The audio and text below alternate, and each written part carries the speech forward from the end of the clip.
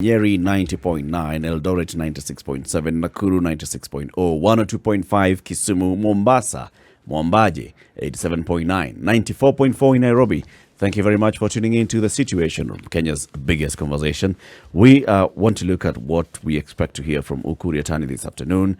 He's going to be presenting a budget of 3.2 trillion shillings. For a long time, we were expecting, we were expecting on the finance bill, it was looking like it was going to be 2.7 trillion. And then that has now gone up. In these days, we are basically looking at a budget that's going to address how to keep the country afloat and revive the economy after this ravaging year, 6 months of COVID. COVID has shut down our economy, has looking at our main export earners of foreign exchange. First of all, diaspora remittances, of course, have dropped. Exports from Kenya, flour industry dropped. Tea and coffee affected. Horticulture affected. Tourism affected. Actually closed, shut down, no flights. All right. And this will have a huge impact as well. The government has come up with measures and said, now we are going to be able to cushion Kenyans by coming up with some measures, with some tax reliefs, dropping VAT from 16 to 14%, dropping income tax from, by certain percentages. And all those measures are going to make sure that they are going to leave the government with 172 billion shillings in budget hole created by these measures. So what is it that we expect to see? Let's speak with a man who understands these matters of budgeting, right? And he's a man who we've spoken to before. He's the CEO of the Institute of Public Finance Kenya, James Muraguri. Good morning. Good morning, Latif. How are you? Fine, thank you. Welcome to The Situation, and thank you very much for speaking to us again today. Thank you for having me. Now, James, 3.2 trillion. What happened? We were expecting 2.7. All of us. This is where you get, and then we ask all of us, like, what's up there that we don't know. What is eating the other? Absolutely. But the million-dollar question is not how big that figure looks like, but where is the money coming from? Yes. Because we can actually plan ourselves very well, but all that becomes nothing when you have got no resources what to do what you're supposed to be doing as you had planned, which is where we are likely to be in the next 1 year. How much have we raised in taxes in the last year? I mean, we've been looking at figures of about 1.5, 1.6 trillion shillings in terms of tax revenue. Is that still the case? When we think about our tax revenue, now, according to the supplementary estimate for 2019-2020, we had projected to correct ordinary revenue. And this, when we talk about ordinary revenue, we are looking just at taxes, the payee, VAT, excise, that kind of taxes. We are looking at 1.6 trillion. Okay. As at April, when we were doing the supplementary budget that was approved to take into consideration the reliefs. But then we were also going to lose approximately 122 billion because of reliefs. So now, the current scenario, we are looking at being very ambitious, at around correcting 1.5 trillion. Being very ambitious. Being very ambitious. Because, April, if you look at April alone, we corrected approximately 100 billion or thereabout. Yeah. And this asks, month in, month out, our tax correction is declining. Yeah.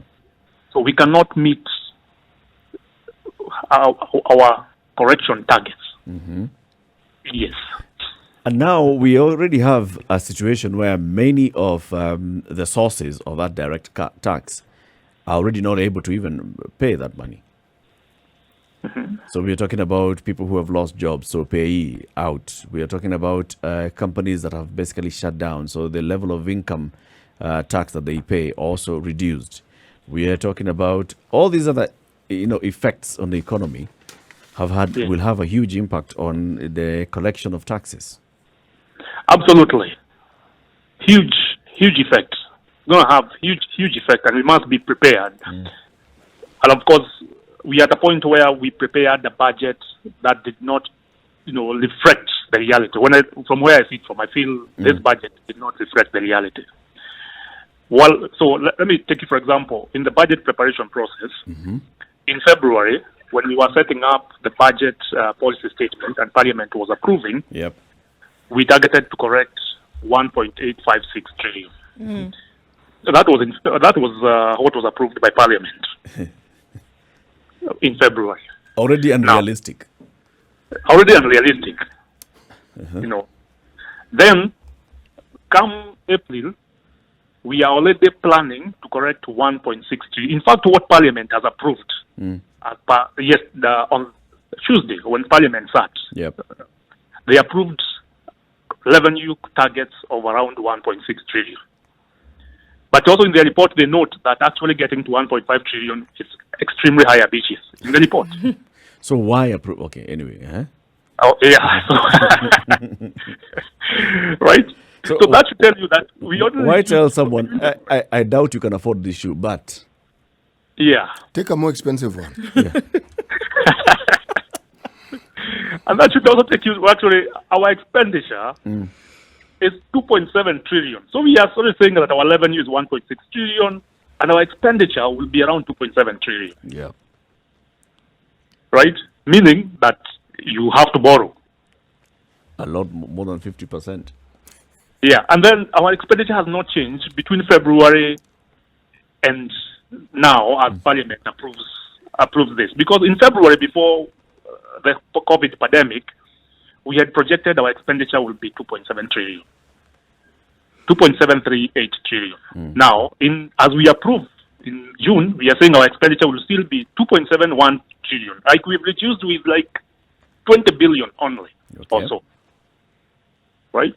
Okay. So, then the question asks, at what, are we, how realistic are we, in all the wisdom of the great and many men and women in this country that we could not see that clearly we needed to make like radical decisions around this time.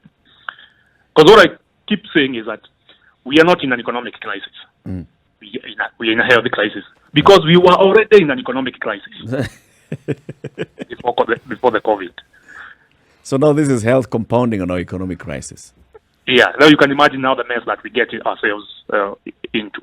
Okay, James, at the risk of sounding simplistic with this question, is that if you look at an individual who has financial issues or woes, and if you want to do some kind of financial intervention, the first thing that they ask you to do is to remove all your unnecessary expenditure, and then look at what you have coming in, and then tailor your needs or tailor your necessities according to that which you have coming in, and then stop borrowing. Basic things that they ask you to do as an individual. Yeah. Is it not possible to apply these same principles to a country? It is possible, but of course governments operate from a very macro perspective. And that simple question is very important, especially from a citizen perspective, because you want to understand how government finances these expenditures. Yes. And if you're already in a crisis, what does that mean for us?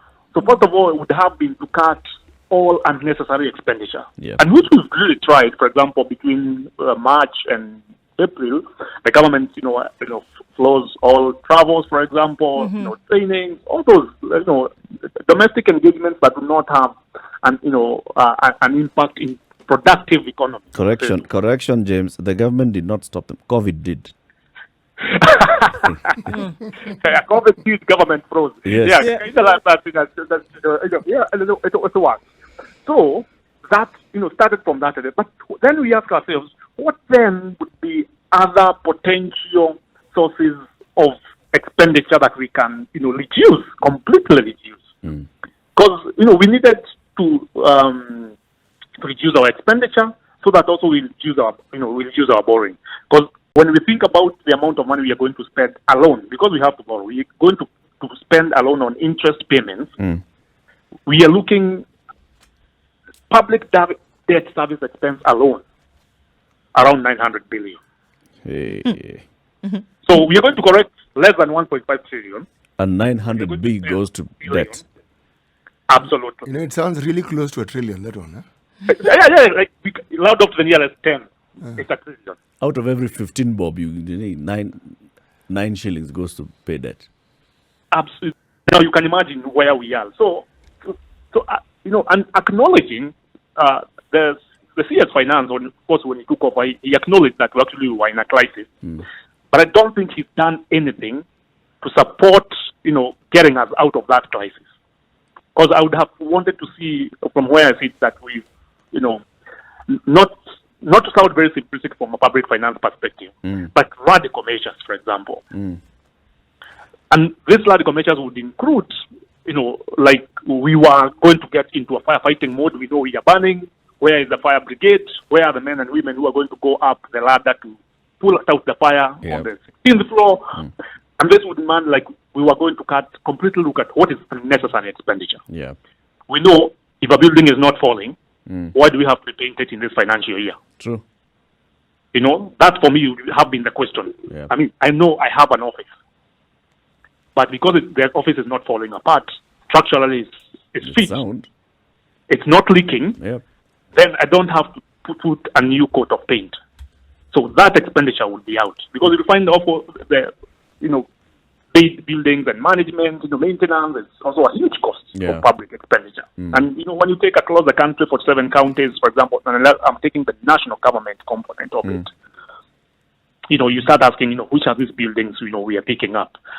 I would have expected, for example, our parliamentarians to say, we understand we are in a crisis, and CDF requires that we take some 2% of ordinary national expenditure from the ordinary, like 41 billion.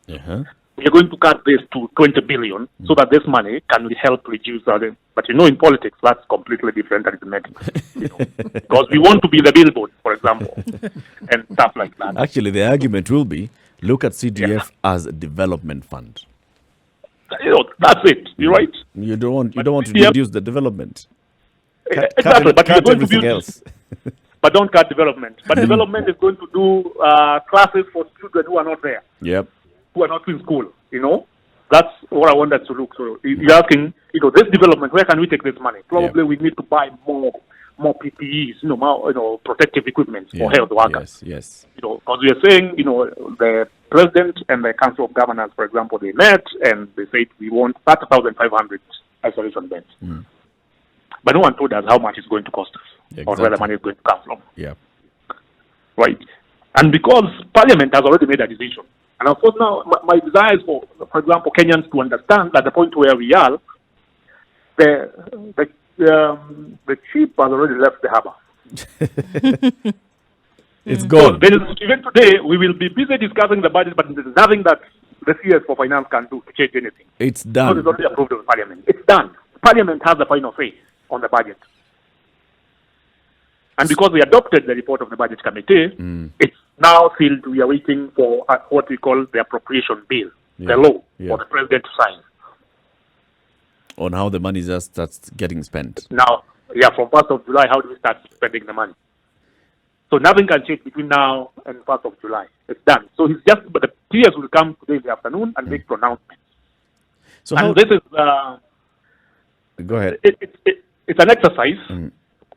It's a tradition. Let me say like now where we are. It's a tradition to conform with the rest of the East Africa countries. Because initially all the countries used to present the budgets on the same day for purpose of tax harmonization. Yeah. So that no country takes advantage of the other in terms of tax. For example, now we reduce our tax to 14, then during the budget day, Uganda has late. Then everyone comes to shop in Kenya because of the cost. So that was the purpose of that budget speech being led the same day. But now, sometime last year, the High Court, and it was a public interest case that went to court, and it was decided that you cannot be presenting a budget that has got no revenue. You present your budget and say this is where my money is going to come from. At the same time. At the same time. So now, and Parliament amended the Public Finance Management Act to enable the finance bill, the finance bill to come to Parliament the same day with the budget estimates, and that's on 30th of April. So we got all our tax projections and measures on 30th of April. So our budget was done on 30th of April, basically. Yes, on 30th of April, we were like done. We knew what this was coming to do. So Parliament has just been doing public participation. They have done public participation and allocated some bit of 95 billion from public participation. They went across. They called for public participation across 12 counties. And also institutions like the Institute of Public Finance, the International Budget Partnership, we came together, brought about people on a Zoom conversation and convened and discussed the budget and submitted to Parliament. So that is it. And the Parliament have made a decision that we had from citizens. Now, they also called the ministers to come and defend their budget. Yeah. Everyone came and defended their budget. They also incorporated, for example, the stimulus program, the 57.3 billion or thereabout by the president, and that's how have been adopted. So now we're waiting for the speech. Now for me, it's a citizen awareness exercise in the afternoon. So the speech is just a formality. It's a formality, but and which is very important. Yeah. Explain to me, James. Up until this morning, or up until late afternoon yesterday, I had not heard the figure 3.2 trillion. I had heard the figure 2.7 trillion. Yeah. Now, if everything had gone to Parliament on the 30th of April, how come we're not hearing the 3.2? The 3.2 trillion. Now, the 3.2 trillion, now you'll consider that, alone, we have the current expenditure around 1.8 trillion. Then you have development expenditure of approximately 584 billion. And development expenditure will include conditional transfers to county governments. That alone will take us to around 2.3 trillion. Yeah. Right? Now, on top of that is debt. 900 billion. Oh. Okay. Right? But I think, you see, I hope we are together now. Right. James, I have to... Go ahead. I have to ask, though, if this is something that seems that by the time the rest of the country is hearing about it, the decision had already been made, the processes had already been followed through, and then we see a number that, has increased by just, a paltry 500 billion by this morning. Honestly, where do we expect this? Because obviously there's only so much that we have, that Kenya has. Where is the money expected to come from? And I ask this with consideration of the fact that public participation was considered. Parliament did the tick box exercise as they should have, and then it went through. So that means that there was consensus then, because it's not just giving of the numbers, but the processes through which now this budget will be realized, then were more or less agreed upon by a certain date. Yeah. Where do they expect this deficit to come from, or how do they expect it to be covered, considering the current times in which we exist? We will borrow. Sorry, James? We will borrow. Because you're just saying it so casually. We'll borrow. No. Apparently, let me tell you, you look at this, you say, we are talking, now people are shocked that there is an extra 500 billion that's showing up. Like Elika said, like, where is this? It's 3.2. I've been thinking it's 2.7 billion. Yeah. But 2.7 billion. Trillion. 2.7 trillion has, it's expenditure, it's development, it's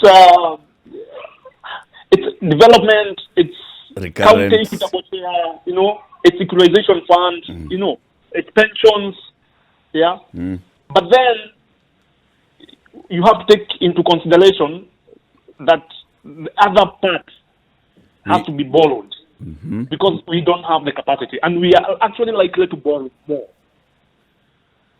So if the economy will not perform as expected. Obviously, so we are gonna be raising via revenues of tax revenue is, let's just be a bit realistic and say we'll do about 1.3, 1.4 trillion, Yeah. right? So Yeah. the rest of the money is going to come from well-wishers and lenders. Yeah, well, grants. We're going to get some grants from donors, from countries. For example, the EU says we're going to give you some 20 billion. You know, the USA will give us some few billions. But ultimately, the huge chunk of it is that We're going to borrow donors it. will not give us 100%. We are going to borrow. The reality of it is we are going to borrow. And as we talk, we have to realize that according to the thresholds, for example, that like IMF sets, we've already breached a number of key indicators. And breaching key indicators means that we move from a low-risk country in terms of debt default to a high risk. Yeah. And that's why, for example, you saw this happening, and you saying that we are not able to negotiate the debt relief. Yeah. Because the conditions under which we took things like Eurobond, for example, say that if you negotiate non-repayment, we'll consider you have defaulted. And therefore, we're going to downgrade you. We are going to downgrade you. And if you get downgrade you, but it means that it's going to be very expensive for you to access loans in the More market. expensive. But I think, those things are things that the economy, I feel most of the countries across the world will be downgraded one way or the other. Yeah. Because of the conditions are close. But we also have to ask ourselves those things, the way they affect the common person. Yeah. Let's talk about that transparency then of borrowing. What's that office called? The debt management office? The public debt management office. Okay. Yeah.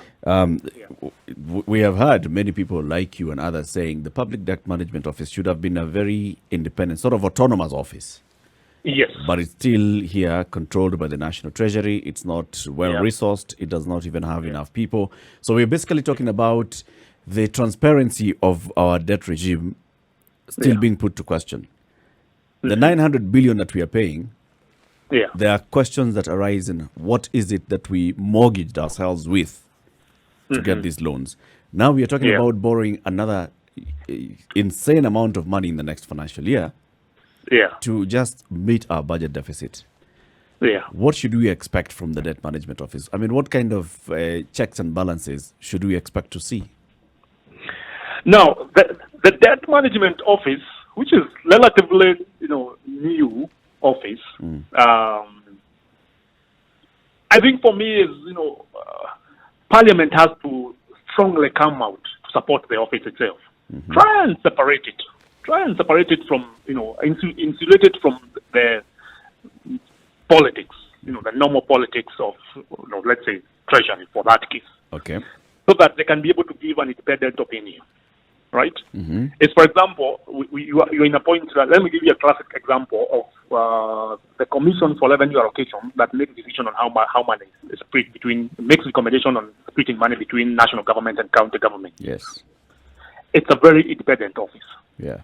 It makes a recommendation and says counties, for example, should not be getting 316 billion, they should be getting 400 billion.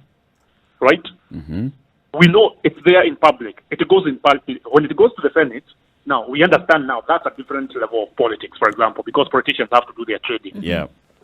But clearly we know that independently, for counties to function effectively, the money they are being allocated is not the money they should be allocated. Yeah.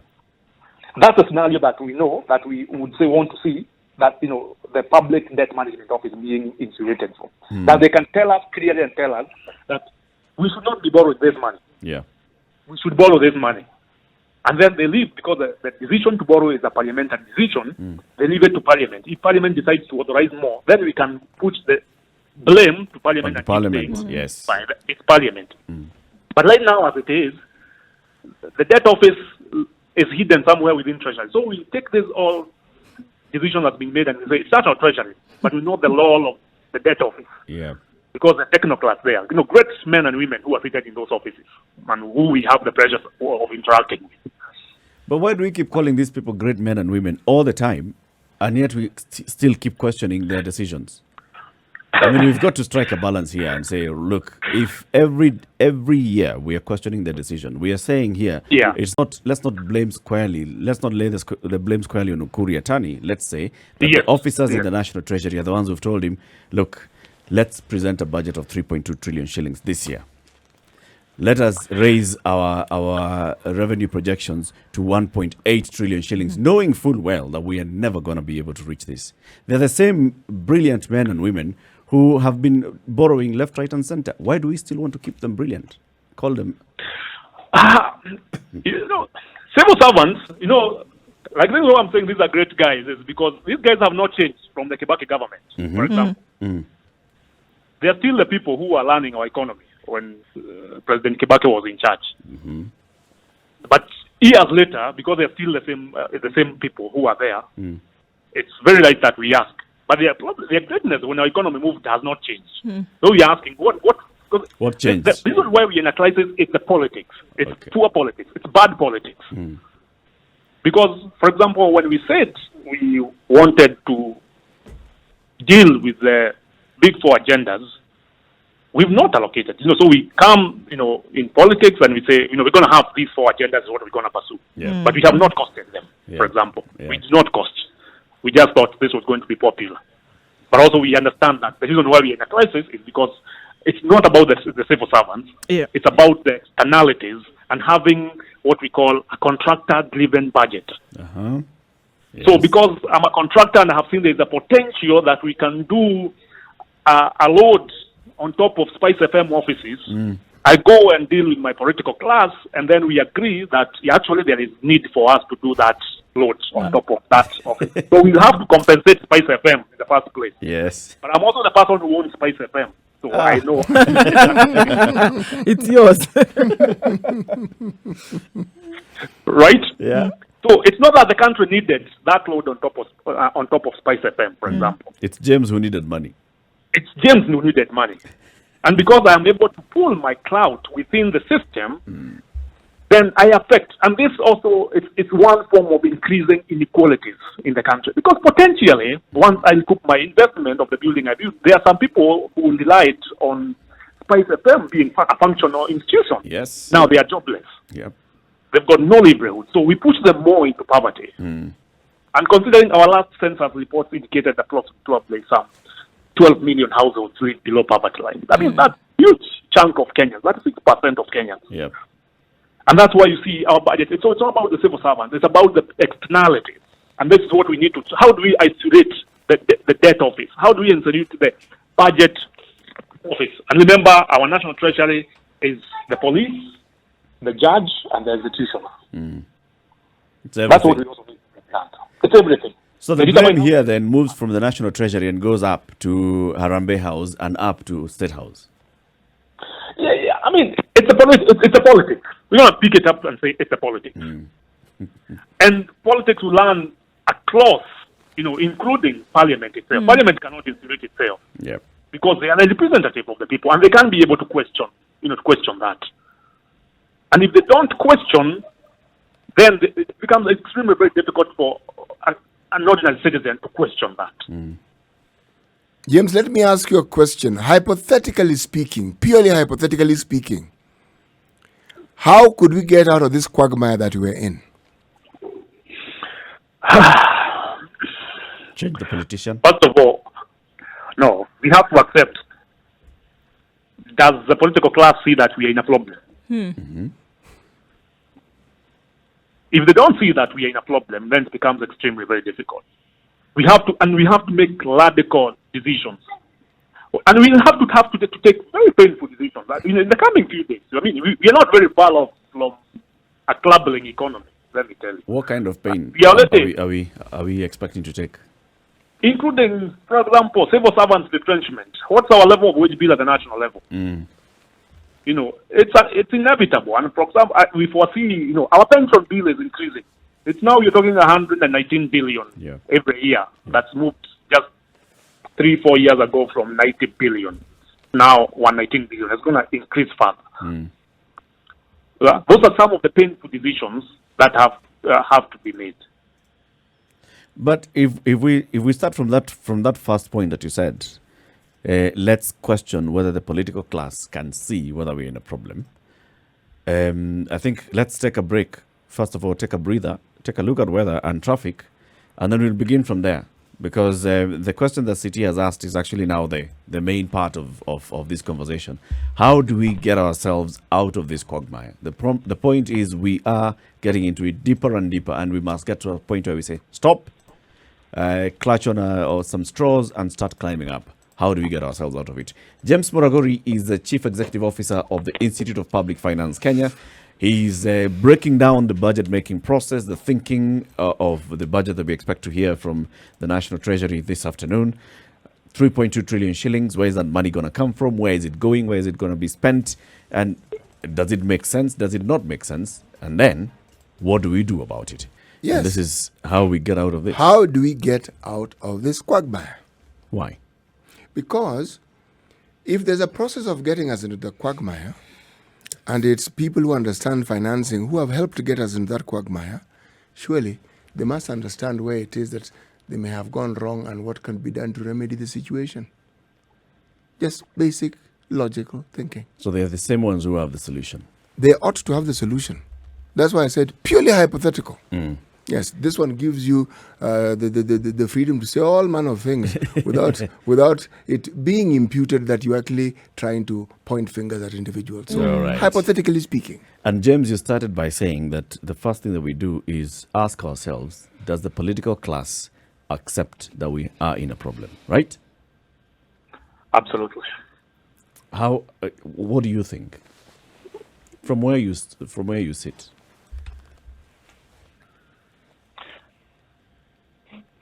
Now,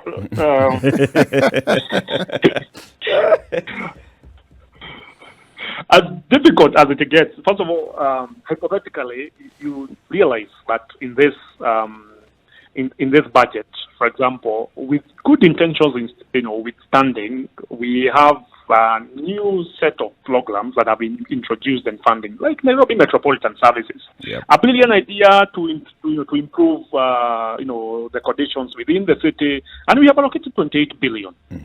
But 28 billion, we've also not asked that Nairobi County itself, under the equitable share, is also going to receive approximately another 15 billion. So there is duplication of that. You see, so when you look hypothetically, you say, now why do we first of all probably have to rationalize and ask those two institutions, both of them will have a combined budget Of this much. approximately 42 billion. However, we know on every year, and that one we've not considered the own source revenue for Nairobi County.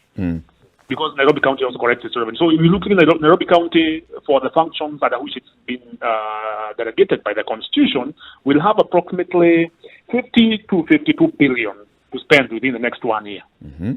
So we're asking, we know Nairobi to run functionally, based on the previous financial years, they've been spending approximately 25 to 28 billion. Yep. So where is exactly the next 25 billion going to go? So why are we doubling it? Absolutely. Right. Because that's the question. Before we allocate those resources, we should have asked, where are we going to take, where are these resources going to come from? Because once Parliament makes that appropriation, you cannot move that until you go back to Parliament and tell Parliament, we seek authority to move this money from this vote head to this vote head. But at that point, you'll have already denied probably building a kitty for SMEs that are struggling because they could not be allocated that money. It was already allocated. Do they know this, James? Do they know this? Because it seems to me, because if it can be so easy to figure out, even before the fact, that this is the way it is supposed to be, and you sit in that position whereby certain questions should have been asked and answered before the process then takes place, then I'm forced to ask that, do they know this in terms of what they should have done, in terms of questions that should have been asked, or the process having been seen from end to end? Do they know this? And then going further, if we're putting individuals in these positions who maybe don't know or choose not to follow the practice or process, then why do we continually put that responsibility on their shoulders?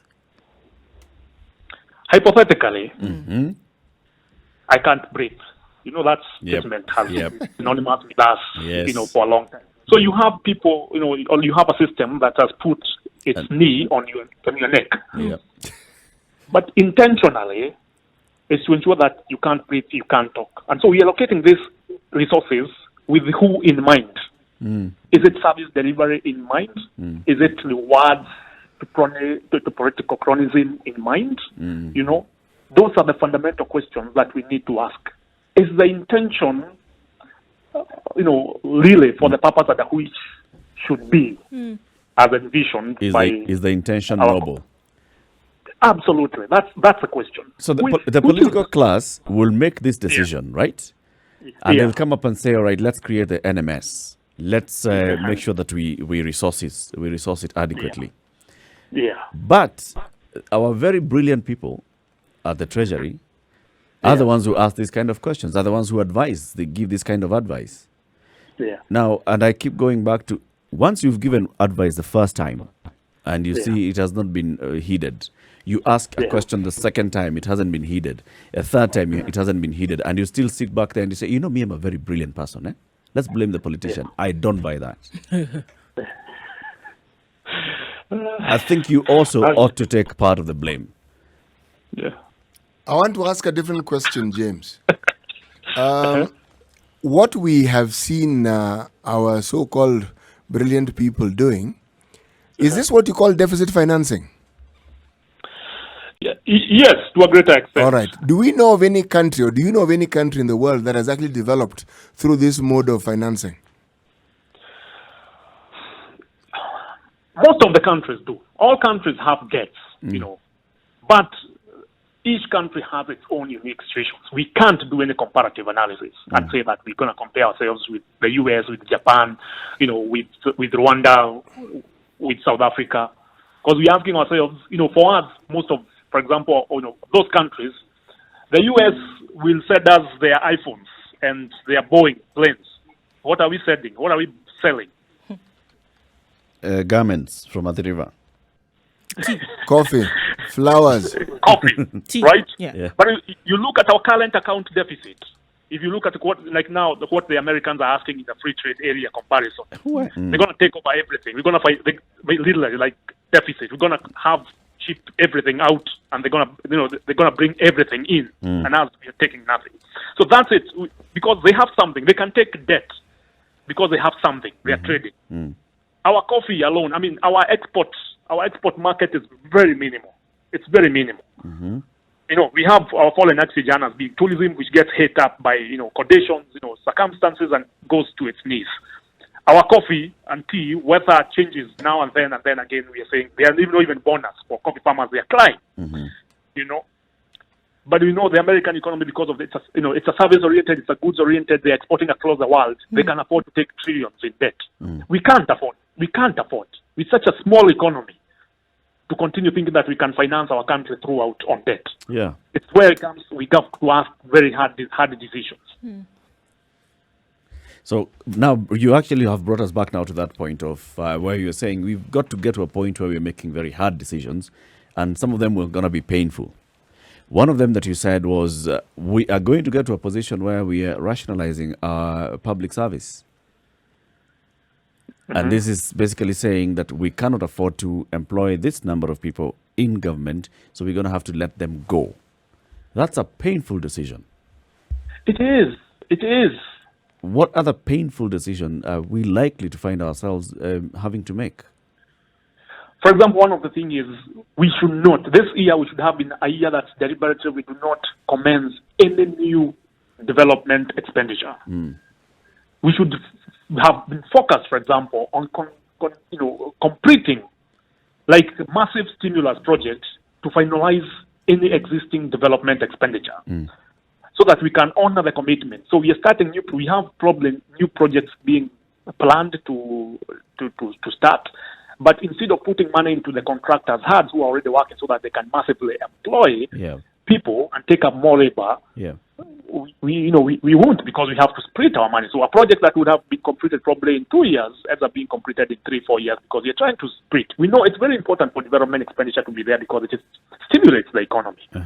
But at this particular point, considering the situation under which we are in as a country, then we need to take that very difficult decision that let's stop any new development. We know it's like, it's having a gap year in development. No one's going to die for not having a new road.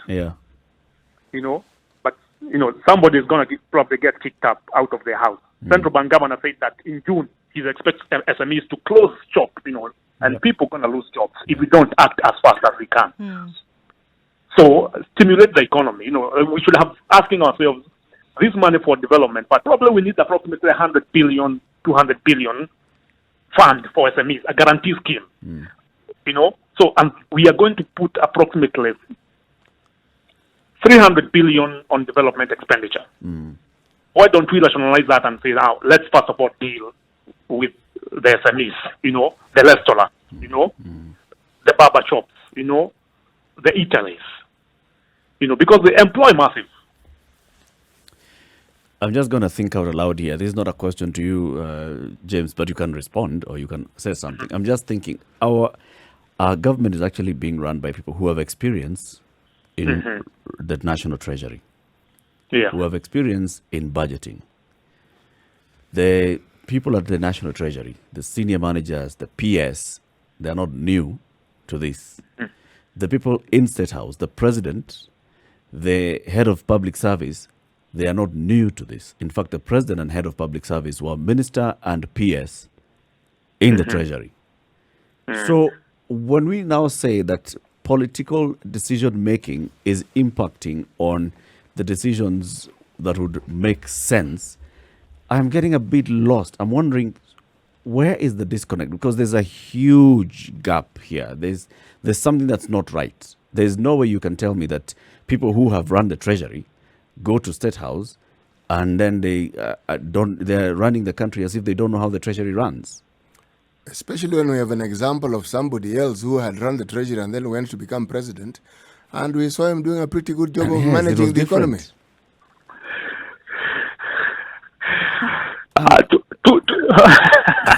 What's happening? To who are they beholden to? Because that's what I would ask. Okay, expound You had on a very that. good strategy. You had a very good strategy manager who rose to become a CEO, and then the company went into receivership. Yes, actually. Yes. Explain that. How is that? What do you mean by to whom are they beholden? That's the thing. As political class has said. Probably there could be instances that they're not able to take adequate control, because it's a question of control. It's just I will not take it like a household. Let me say it's a corporation, and you've been a strategy director. You've been advising the company. The company has been performing very well, and then the CEO retires, and then you are told, "Here you are. Now you've been very good strategy director." Yeah. But now, when you take over 2 years down the line, the company is at the receivership. Then you're asking, because you are the one guiding the strategy of this company and you were performing very well, what happened? Yeah. Then you ask, where you are seeing from a warm view. Now you can see from a bad view, but you can't see the warm, because you miss the nitty-gritties of learning the company. Yeah, that the company is not only run by you and your fellow CEOs. It's that worker who cleans it's that watchman who opens the gate. Right. And this means it's that person who pays VAT when they buy, the list of items in the shop. You have to ask, where do they get their money? Like when we do that construction of the road, when we do that building, how does it affect the people in the neighborhood? Are we doing it for the purpose of us who are here as the top management, or are we doing to affect, the whole company across? Because the bottom line of a country like Kenya, we are not looking at any money being in our bank account.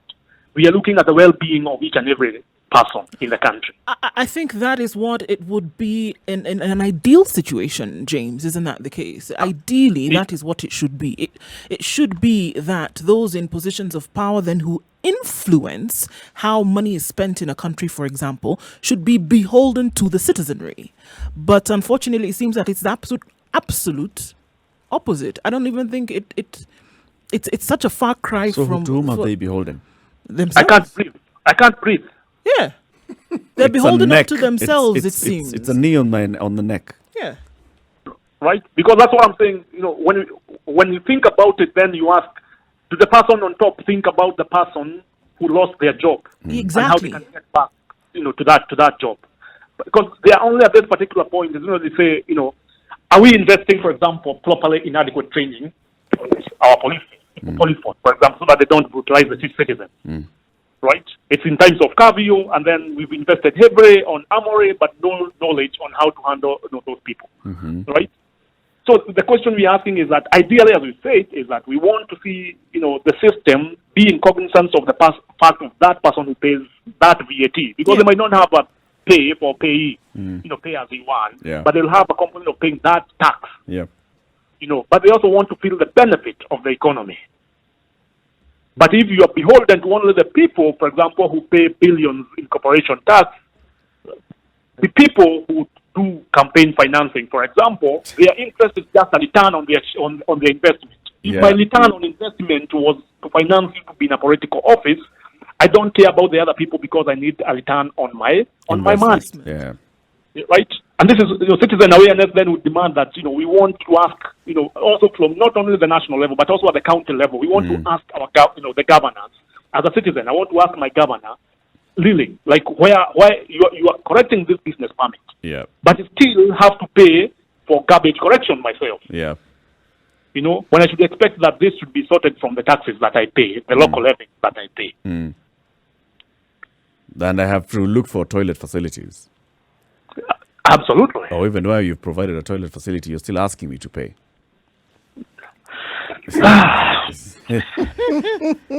Yeah, I do like what you're doing. You just get to a point where you're like, yes, okay.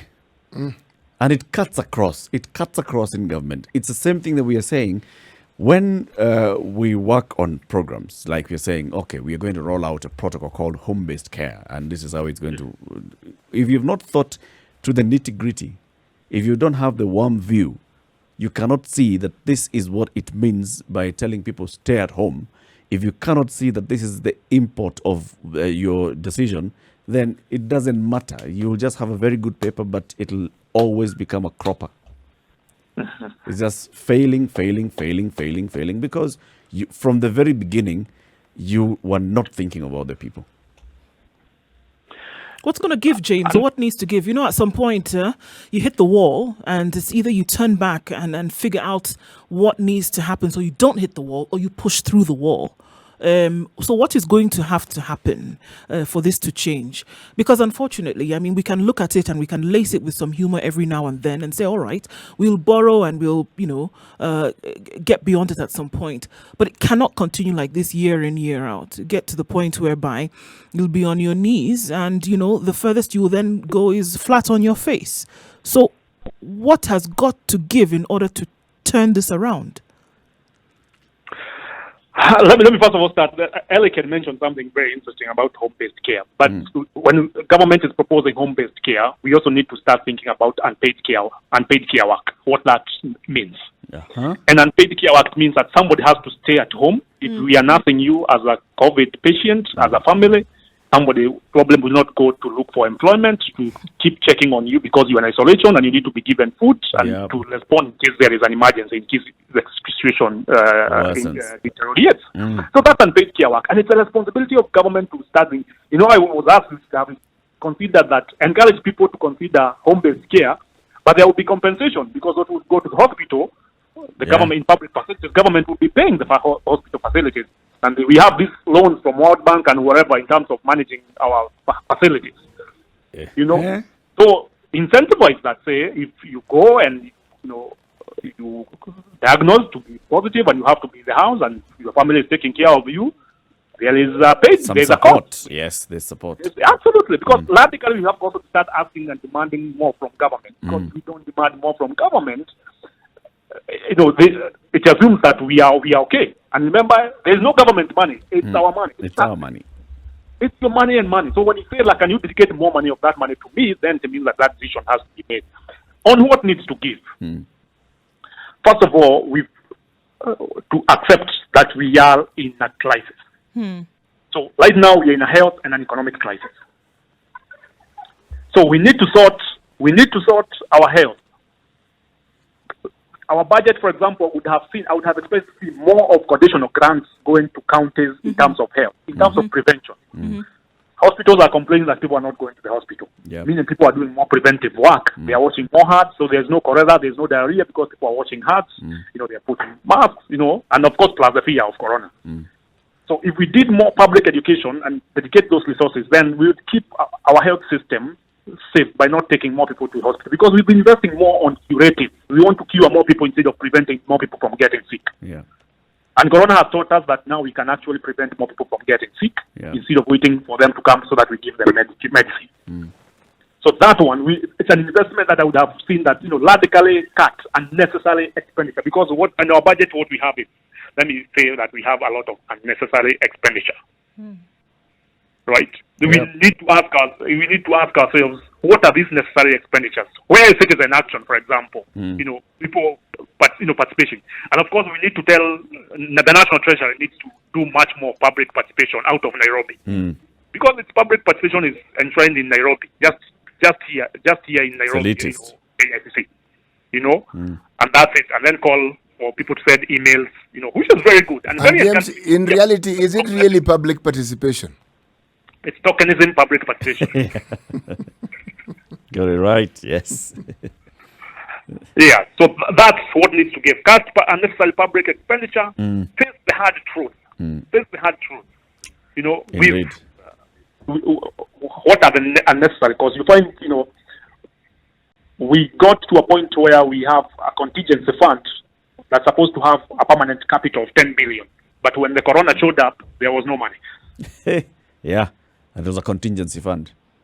You see? Now, those are the things we're asking, that how secure, the buffer as a country that we keep. And is that buffer enough? True. Do we have that counties need to ensure that the emergency funds are functional, and the emergency funds need to be reported on. True. And properly audited.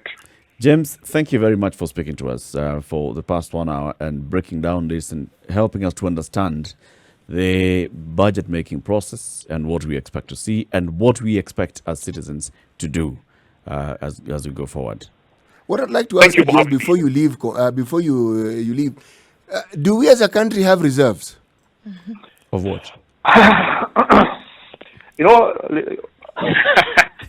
We could have reserves. Okay, James, you can say no. I understand. No. There's nothing there's nothing to buffer us as a country. Yeah. Our forex reserves, we have the forex reserves at the central bank, which covers some 4 or 5 months of expenditure. That's just what we have in terms of forex.